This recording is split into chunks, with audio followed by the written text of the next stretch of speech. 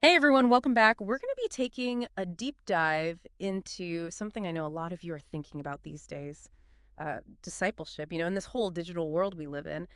And I'm especially thinking about, how the pandemic pretty much forced everything online. I mean, suddenly we were like ordering our groceries and attending birthday parties and even going to church all from our living rooms.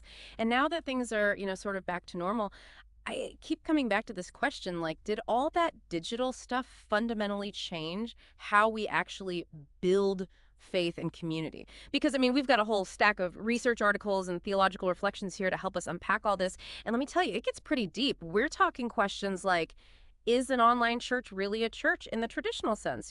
Can you really like genuinely connect with people on a soul level through a screen? And then what does all this mean for the future of discipleship itself?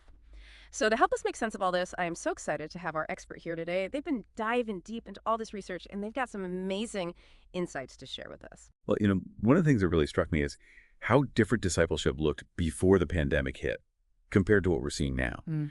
The traditional model was really all about that face-to-face interaction, Hmm. those real-life experiences that you share together, those Sunday gatherings, small groups, those mentorship relationships where you're kind of walking alongside someone, learning from how they live their life. Mm. And that's how faith was like lived out and passed down to the next generation. Yeah. And so much of the research really highlights how vital that personal connection was.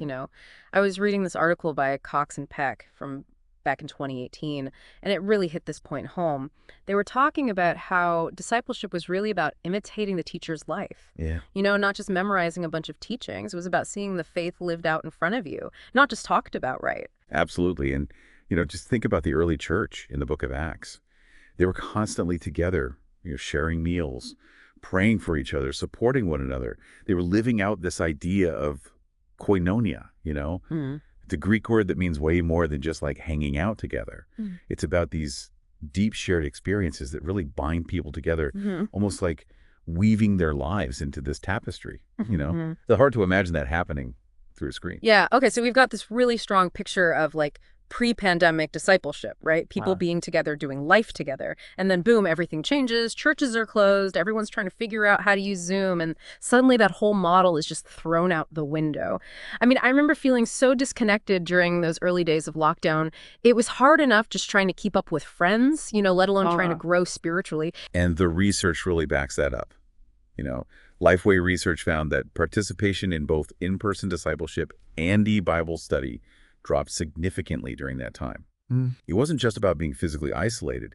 It seemed like people's spiritual growth and connections were being impacted too. Wow. But did it go even deeper than that? Because one statistic